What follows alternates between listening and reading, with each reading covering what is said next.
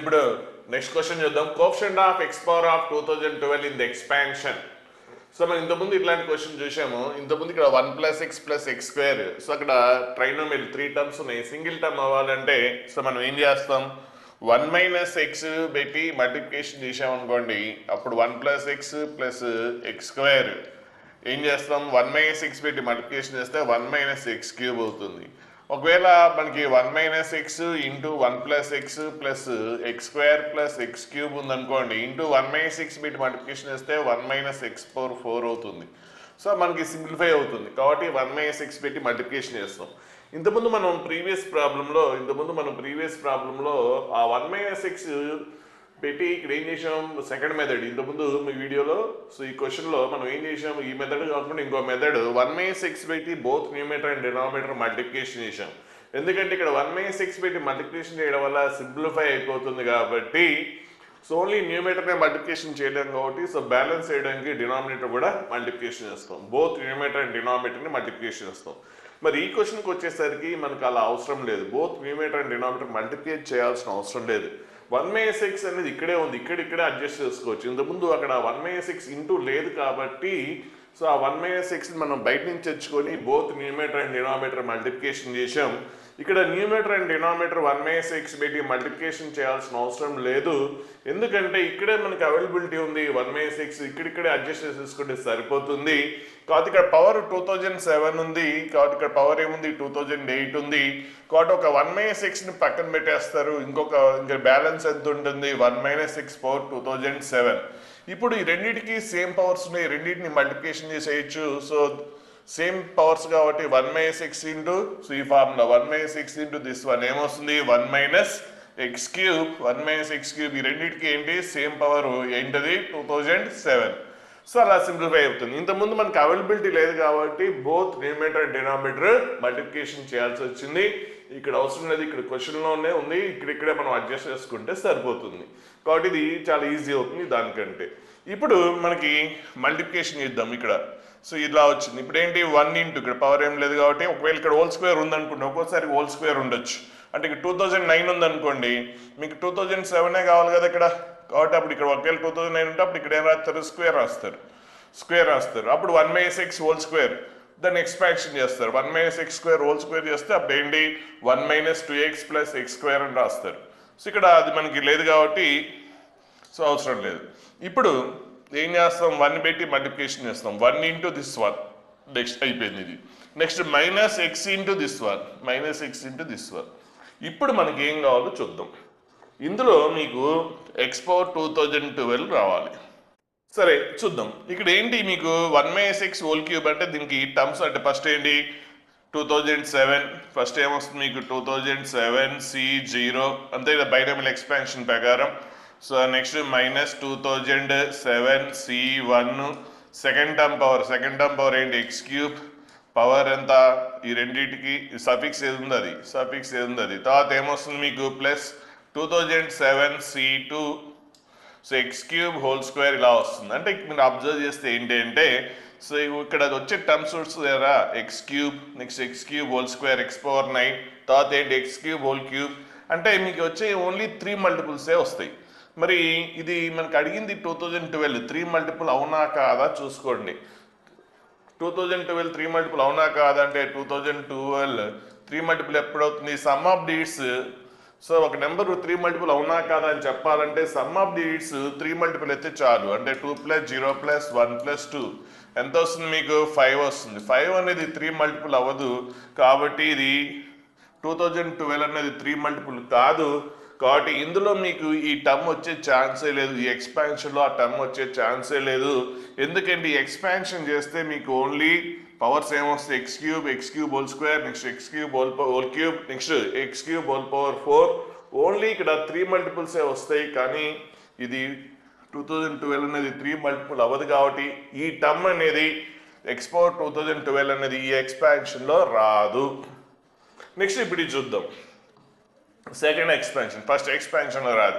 Second ఎక్స్పాన్షన్లో మీకు X power 2012 రావాలంటే ఇక్కడ ఆల్రెడీ ఎక్స్ ఉంది కాబట్టి ఇక్కడ ఏం రావాలి, అప్పుడు మీకు 2011 రావాలి. ఓకేనా. సో మీకు ఓవరాల్ కావాల్సింది 2012 ఇంటూ ఇక్కడ ఆల్రెడీ ఎక్స్ వచ్చేసింది కాబట్టి ఇక్కడ బ్యాలెన్స్ ఎంత ఉంది 2011 ఇక్కడి నుంచి రావాలి, 2011 ఇక్కడి నుంచి రావాలి. మరి ఇక్కడ కూడా ఏంటి 1/6³ హోల్ పవర్ 2007 కదా. సో దీన్ని కూడా ఇలాగే ఎక్స్పాండ్ చేస్తే అందులో కూడా మీకు ఏమొస్తాయి 3 మల్టిపుల్స్ వస్తాయి. మరి 2011 అనేది 3 మల్టిపుల్ చూడండి. సమ్ ఆఫ్ డిజిట్స్ ఎంత 2 + 0 + 1 + 1 ఈక్వల్ టు ఎంత 4 అనేది 3 మల్టిపుల్ అవ్వదు. కాబట్టి ఇక్కడ కూడా మీకు 2000 దీని పవర్ 2000 ఇక్కడ ఎక్స్ పవర్ 2011 వచ్చే ఛాన్స్ లేదు. ఇక్కడ ఎక్స్ పవర్ 2011 వస్తే ఇంటూ ఎక్స్ చేస్తే అప్పుడు ఏంటి 2000 ఎక్స్ పవర్ 2012 అయ్యేది. కానీ ఇక్కడ ఎక్స్ పవర్ 2011 అయ్యే ఛాన్సే లేదు. ఎందుకంటే ఈ ఎక్స్పాన్షన్లో కూడా మీకు ఎక్స్ పవర్స్ 3 మల్టిపుల్స్ ఉంటాయి. ఇక్కడ 3 మల్టిపుల్ లేదు కాబట్టి అది పాసిబిలిటీ లేదు. కాబట్టి ఇక్కడ లేదు, ఇక్కడ లేదు. కాబట్టి అసలు ఆ టర్మ్ అనేది ఎక్స్పాన్షన్లో పాసిబిలిటీ లేదు. కాబట్టి సో ఆ కోఎఫిషియంట్ ఏమవుతుంది 0 అవుతుంది. ఆ టర్మ్ అనేది not possible. So x power 2012 does not occur in this expansion. కాబట్టి దాని కోఎఫిషియంట్ ఏంటి 0. సో నెక్స్ట్ ఇప్పుడు ఈ క్వశ్చన్ చూస్తే ఇందులో coefficient of x³ coefficient of x power -13. So ఇలాంటి క్వశ్చన్స్ అంటే x పవర్ సమ్ అంటే x పవర్ సమ్ ఏంటి 5 కానీ x పవర్ 10 కానీ ఇలాంటి మనకి చాలా ఇంపార్టెంట్ అన్నాం. సో కానీ అందులో రకరకాల ట్విస్టులు ఉంటాయి. ఇది ఒక రకమైన ట్విస్ట్.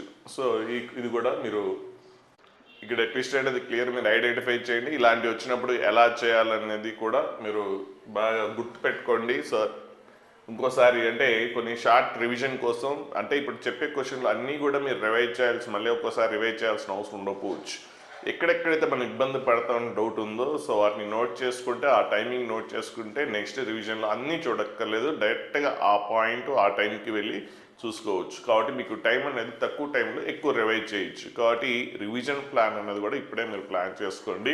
సో ఇలాంటి క్వశ్చన్స్ని రివైజ్ చేయాలి మీరు, ఎందుకంటే రేర్గా వస్తుంటాయి. కాబట్టి సో అంటే క్వశ్చన్ కాన్సెప్ట్ అంతా అదే కానీ చిన్న డిఫరెన్సెస్ ఏంటి చిన్న ట్విస్ట్ ఉంటుంది. ఇక్కడ ఏంటి 1 + x 1 - x ఇట్లా డినామినేటర్ ఉంది, హోల్ పవర్ 5 ఉంది. సో మీరు డైరెక్ట్గా చేయాలంటే అయిపోతారు ఇక్కడ, ఎందుకంటే ఈ మూడింటి ప్రొడక్ట్ అంటే ఇది ఓకే ఇది ఓకే ఈ రెండింటిని మల్టిప్లికేషన్ చేస్తాం అనుకోండి. మల్టిప్లికేషన్ చేస్తే అంటే ఫస్ట్ ఈ రెండు మల్టిప్లికేషన్ చేయాలంటే 1 తర్వాత 1 నెక్స్ట్ 1 × 1 నెక్స్ట్ 1 × x తర్వాత 1 × -x² next x × -x² -x³ so ఇది ఇంటూ ఇది. సో ఈ ప్రోడక్ట్ ఆ ప్రోడక్ట్ మళ్ళీ దాని పవర్ 5 చేయాలి. చేసి అప్పుడు x³ అది ఇక్కడ 2 క్వశ్చన్స్ ఉన్నాయి. ఓన్లీ x³ అడిగినా కూడా కొద్దిగా బెటరే, కానీ ఇక్కడ x³ x పవర్ -13 ఉంది. ఇలా చేస్తే చాలా టైం వేస్ట్ అయిపోతుంది. సో కష్టం ఇట్లా ఈ మెథడ్లో మల్టిప్లికేషన్ చేయడం. ఏదో ఒక టర్మ్ అంటే చేయొచ్చు, అదే ఓన్లీ 2 టర్మ్స్ ప్రోడక్ట్ ఉన్నా చేయొచ్చు. కానీ ఇక్కడ ఇది ఇంటే మల్టిప్లికేషన్ చేసి మళ్ళీ అది చేయాలి, మళ్ళీ అక్కడ డినామినేటర్ ఉంది. సో అదంతా డినామినేటర్స్ ఉన్నాయి కాబట్టి చాలా కాంప్లికేటెడ్ అవుతుంది. మరి ఏం చేద్దాము అంటే సో చూడండి ఫస్ట్ దీన్ని సెకండ్ పార్ట్ని ఎల్సిఎం చేసేయడానికి చూడండి, ఎల్సిఎం చేసేసేయండి. లేదు అంటే డైరెక్ట్గా అబ్జర్వ్ చేస్తే అంటే అది కొద్దిగా ఐడియా రావడం కష్టమే ఉండొచ్చు. a+b³ టైప్లో ఉంది. సో a+b³ a+b³ అంటే ఏంటి a³ + b³ అలాగే 3a²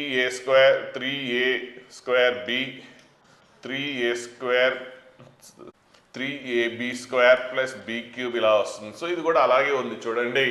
so 1 + 1/x³ 1 + 1/x³. So a³ అంటే 1 నెక్స్ట్ 3a². సో ఇది a ఇది b 3a² b అంటే ఈ టర్మ్ వస్తుంది. నెక్స్ట్ 3ab² అంటే ఈ టర్మ్ వస్తుంది. నెక్స్ట్ b³ అంటే ఈ టర్మ్. కాకపోతే అది ఐడెంటిఫై చేయాలి. అంటే మీకు 1 + x³ అంటే మీకు ఏంటి 1 + x³ అంటే ఏంటి తొందరగా ఐడియా ఉంటే సో 1 + 3x + 3x² + x³ అంటే రెండిట్లో 3 కోఎఫిషియంట్స్ వచ్చింది. ఇక్కడ కూడా 3 కోఎఫిషియంట్ వచ్చింది. కాకపోతే x ప్లస్లో 1/x ఉంది కాబట్టి ఇది 1 + 1/x³ అని మీకు ఐడియా వస్తే సో వెళ్ళిపోతుంది. లేదు అంటే ఆ ఐడియా రాకపోతే మీరు ఎల్సిఎం చేసేస్తారు. ఎల్సిఎం చేసేస్తే అది ఏమొస్తుంది x³ అదైతే ఐడియా వస్తుంది ఎల్సిఎం చేయాలని. అప్పుడు ఇదేంటి x³ plus so x³ × 3/x అంటే ఎంత 3x². నెక్స్ట్ ఎల్సిఎం కాబట్టి మీకు తెలుసు. సో ఇది వస్తుంది. So whole power 5.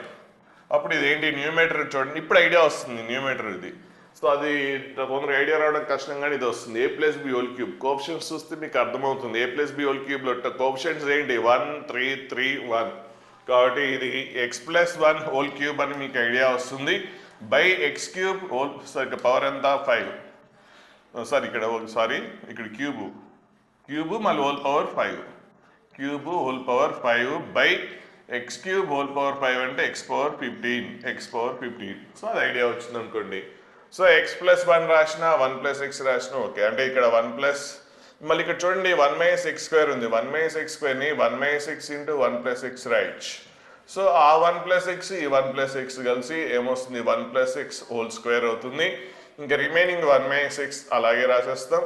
తర్వాత ఇప్పుడు ఇది ఏంటి X plus 1 whole cube whole power 5 అంటే so X plus 1 whole power 15 అంటే 1 ప్లస్ ఎక్స్ ఎక్స్ ప్లస్ 1 అన్నా 1 ప్లస్ ఎక్స్ అన్నా ఎలా రాసుకున్న ప్రాబ్లం లేదు.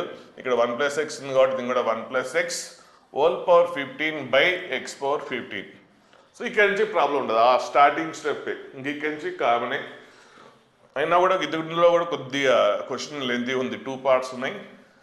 నెక్స్ట్ ఇప్పుడు 1 plus X whole square into ఇది మల్టిప్లికేషన్ చేస్తే ఏమొస్తుంది 1 ప్లస్ 1 మైనస్ ఎక్స్ ఇంటూ ఈ రెండింటి ప్రోడక్ట్ ఏంటి 1 plus X whole power 17 by X power 15.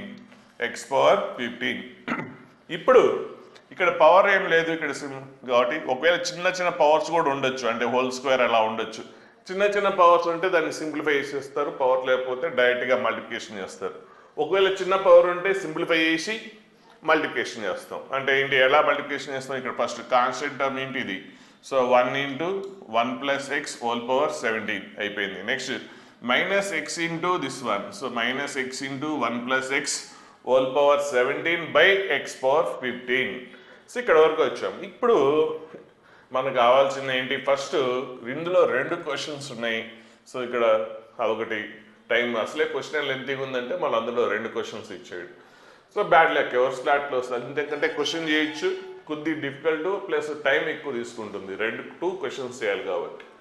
So ఇక్కడ కోఎఫిషియంట్ ఆఫ్ ఎక్స్ క్యూబ్ కావాలి. సో ఈ ఎక్స్పాన్షన్లో దీన్నే మనం మాడిఫై చేస్తే ఫైనల్ ఇక్కడికి వచ్చాం.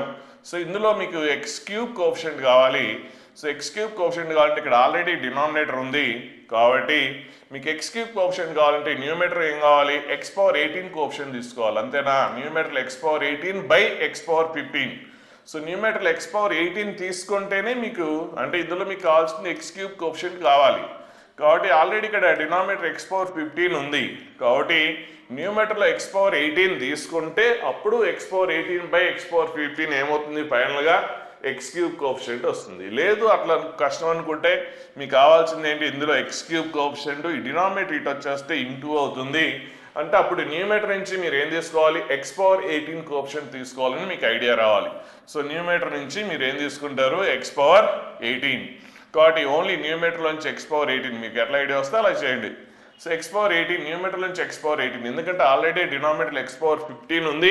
అప్పుడు X power 18 by X power 15 అంటే ఎక్స్ క్యూబ్ అవుతుంది. కాబట్టి న్యూమరేటర్లోంచి న్యూమరేటర్ అంటే ఇదే కదా, ఇందులోంచి మీకు కావాల్సింది ఏంటి, ఎక్స్ పవర్ 18 కోఎఫిషియంట్ కావాలి. మరి ఇందులో ఎక్స్ పవర్ 18 అంటే ఇందులో మ్యాక్సిమం పవరే 17 ఉంది కాబట్టి హైయెస్ట్ పవర్ ఇందులో ఏమొస్తుంది, ఎక్స్ పవర్ 17 వస్తుంది కానీ 18 వచ్చే ఛాన్స్ లేదు. కాబట్టి ఇందులో ఎక్స్ పవర్ 18 వచ్చే ఛాన్సే లేదు కాబట్టి దాని కోఎఫిషియంట్ ఏమవుతుంది, 0 అవుతుంది. నెక్స్ట్ ఇక్కడ ఆల్రెడీ మైనస్ ఎక్స్ ఉంది కాబట్టి మీకు ఎక్స్ పవర్ 18 అంటే ఇంకా రిమైనింగ్ ఎంత రావాలి, ఆల్రెడీ ఎక్స్ వచ్చేసింది కాబట్టి ఇందులో ఎక్స్ పవర్ 17 కావాలి. మరి ఇందులో దీనికి పవర్ 17 ఉండాలంటే సో సెకండ్ టర్మ్కి పవర్ 17 రావాలంటే సఫిక్స్ సెకండ్ టర్మ్ పవర్ ఏది కావాలో సఫిక్స్ అది ఉండాలి.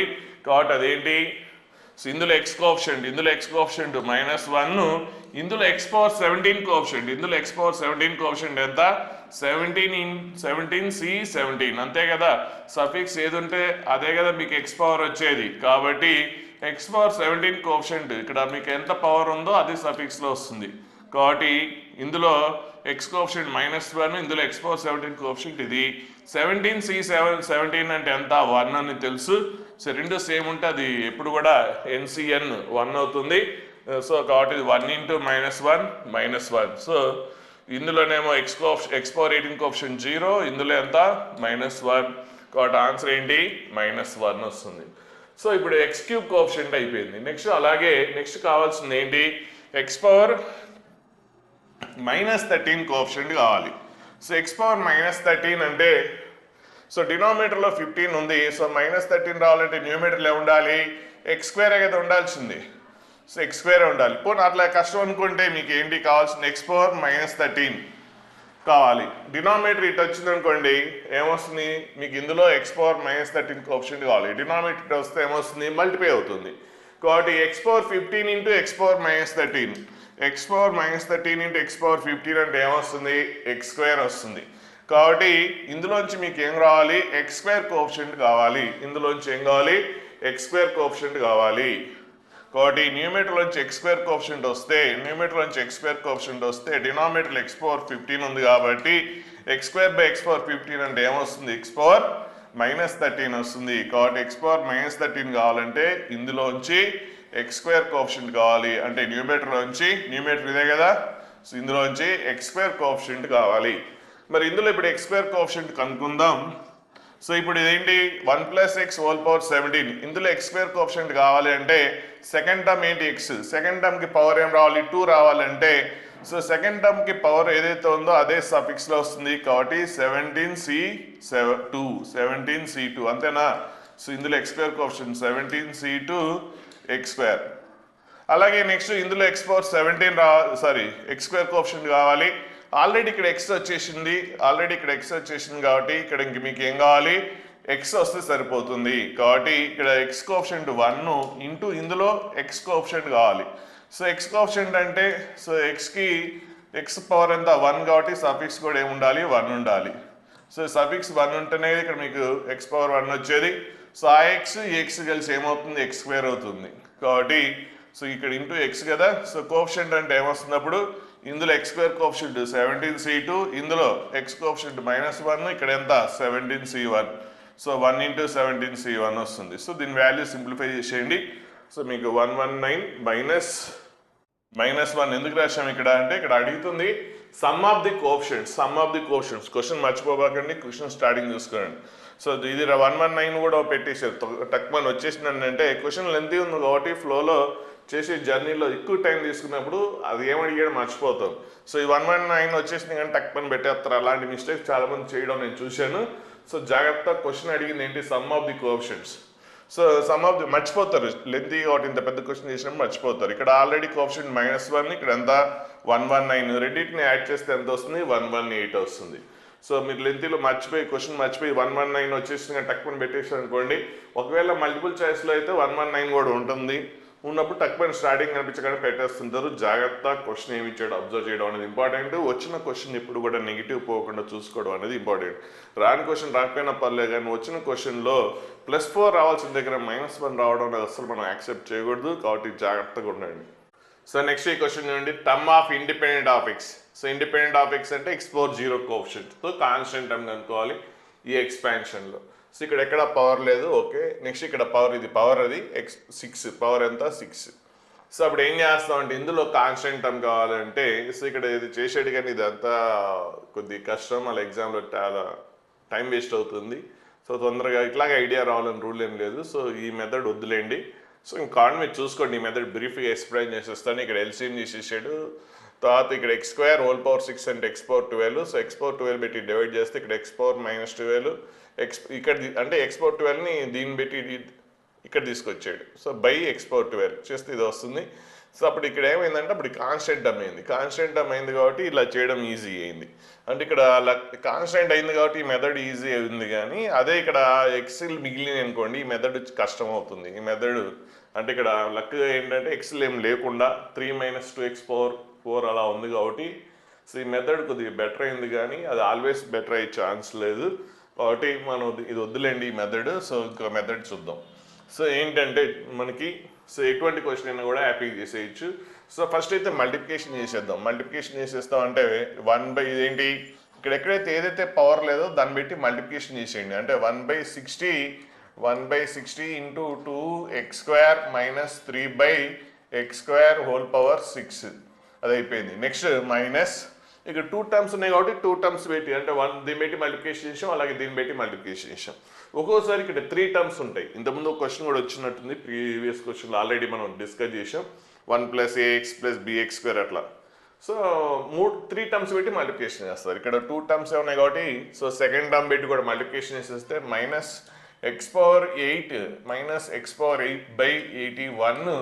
Into 2x² - 3/x² whole power 6 so ఇలా రాసేయండి. ఇలా రాసేసిన తర్వాత ఇప్పుడు మీకు ఏం కావాలి, కాన్స్టెంట్ టర్మ్ కావాలి. సో కాన్స్టెంట్ టర్మ్ అంటే ఇక్కడ ఆల్రెడీ కాన్స్టెంట్ ఉంది కాబట్టి ఈ ప్రోడక్ట్లో ఇక్కడ కూడా కాన్స్టెంట్ టర్మ్ వస్తే అప్పుడు ప్రోడక్ట్ ఏమవుతుంది, కాన్స్టెంట్ టర్మ్ అవుతుంది. సో ఇది ఆల్రెడీ కాన్స్టెంట్ కాబట్టి ఇందులో కాన్స్టెంట్ టర్మ్ కనుక్కుంటే సరిపోతుంది. మరి ఇక్కడ ఆల్రెడీ x⁴ ఉంది కాబట్టి అప్పుడు ఇందులో ఏం రావాలి, x⁻−8 కోఎఫిషియంట్ కావాలి. ఎందుకంటే అప్పుడు x⁴ into x⁻−8 into x⁻−8 అంటే అప్పుడు ఏమవుతుంది, యాడ్ అయ్యి x⁻8 - 8 x⁴0 అవుతుంది. అంటే ఇక్కడ ఆల్రెడీ x⁴ ఉంది కాబట్టి ఇక్కడ x⁻−8 అయితే అప్పుడు మీకు ఆ ప్రోడక్ట్ ఏమవుతుంది, కాన్స్టెంట్ టర్మ్ అవుతుంది. ఓకేనా. అంటే ఇక్కడ కాన్స్టెంట్ ఉంది కాబట్టి ఇక్కడ కాన్స్టెంట్ తీసుకుంటే కాన్స్టెంట్, ఇక్కడ ఆల్రెడీ x⁴ వచ్చేసింది మీకు కాబట్టి ఇందులో x⁻−8 తీసుకుంటే కానీ అప్పుడు ప్రోడక్ట్ మీకు కాన్స్టెంట్ టర్మ్ అవ్వదు. సరే, ఇప్పుడు ఇందులోనేమో రెండు ఎక్స్పాన్షన్ సేమే చూసుకోండి, ఈ ఎక్స్పాన్షన్ ఇక్కడేమో మనకి కాన్స్టెంట్ టర్మ్ కావాలి, ఇక్కడేమో x⁻−8 కోఎఫిషియంట్ కావాలి. సో ఏదైనా సరే ఫస్ట్ ఏం చేస్తారంటే ఇందులో ఒక జనరల్ టర్మ్ కనుక్కోండి. సో ఏంటి, రెండిట్లో సేమే ఉంది కాబట్టి ఫస్ట్ ఏం చేస్తారు, 2x² - 3/x²⁴ ఇందులో జనరల్ టర్మ్ కనుక్కోండి. సో జనరల్ టర్మ్ అంటే ఏంటి, r+1th term. So r+1th term అంటే ఏంటి, 6c, ఇక్కడ r+1 అంటే సఫిక్స్ 1 లెస్ వస్తుంది, 6cr, next first term power 2x², ఈ రెండింటి డిఫరెన్సే first term power, next minus including సైన్తో సహా 3/x², సఫిక్స్ ఏదైతే ఉందో అది సెకండ్ టర్మ్ పవర్ అవుతుంది.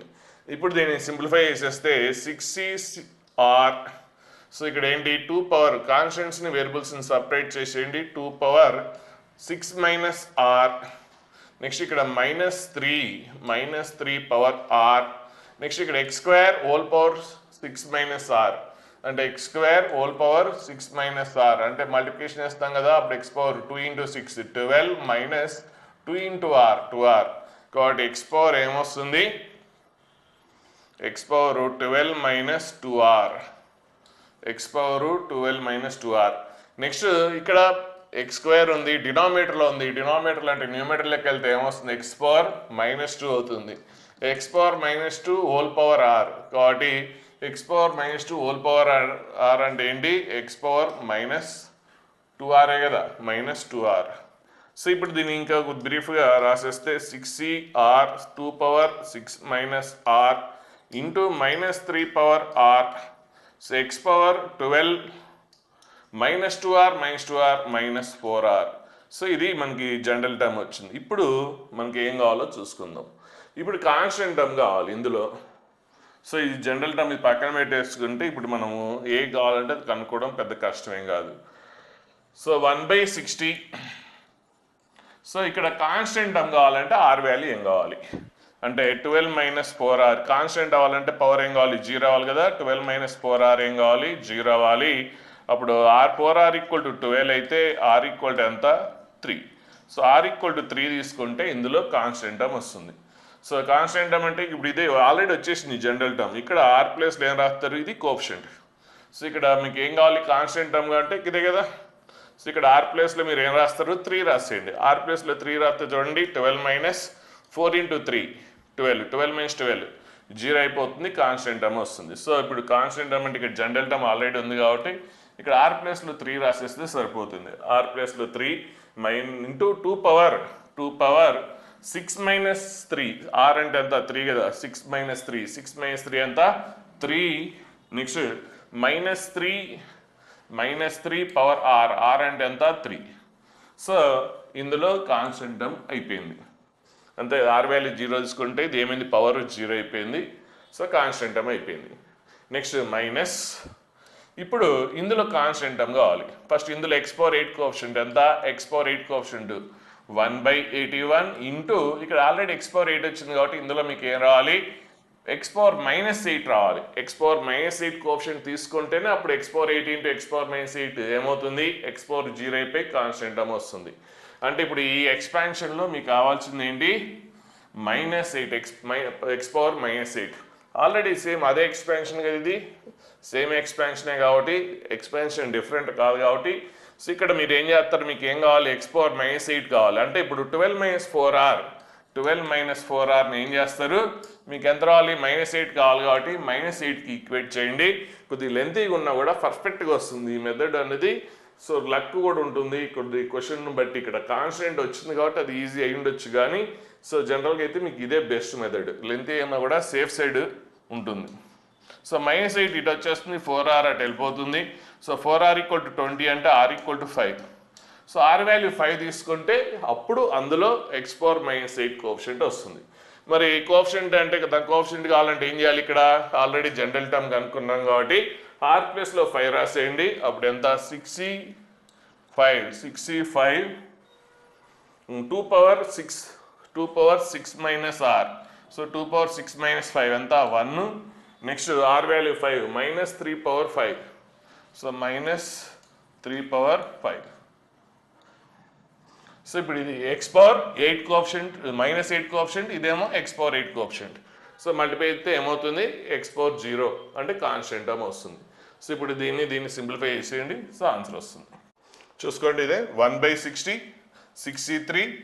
సో 3³ నెక్స్ట్ 2³ అంటే ఇక్కడ మైనస్ అటు ఇటు చేంజ్ అయింది. సో మెథడ్ బట్టి ఫైనల్ రిజల్ట్ మాత్రం అదే వస్తుంది. రెండింటికి ఆ సేమ్ పవరే కాబట్టి ఇంట్రెస్ట్ ఏం కాదు. నెక్స్ట్ -1/81 6e5 అన్నా 6e1 అన్న ఒకటే. నెక్స్ట్ 3/5. సో ఇక్కడ ఏంటి -3/5 అయితే ఇక్కడేమో 3/5 ఏం కాదు. ఇక్కడ మైనస్ ఇక్కడ వచ్చింది అయినా ఫైనల్గా అంటే అడ్జస్ట్మెంట్ చేయడంలో అటు ఇటు అయింది. సేమ్ ప్రాబ్లమ్ అంటే ఇక్కడ పవర్ ఆడ్ పవరే కాబట్టి సో ఆ మైనస్ ఇక్కడ రాసిన ఏం కాదు, ఇక్కడ రాసిన ఏం కాదు. సో ఫైనల్గా ఆన్సర్ మాత్రం అదే వస్తుంది.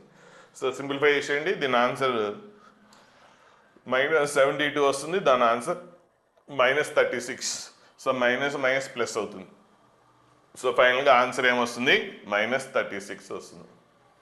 సో ఇలాంటి బాగా అలవాటు చేసుకోండి. పెద్ద కష్టమేం కాదు, జస్ట్ ఒకసారి ఐడెంటిఫై చేస్తే ఇంకా తర్వాత పెద్ద కష్టమేం కాదు.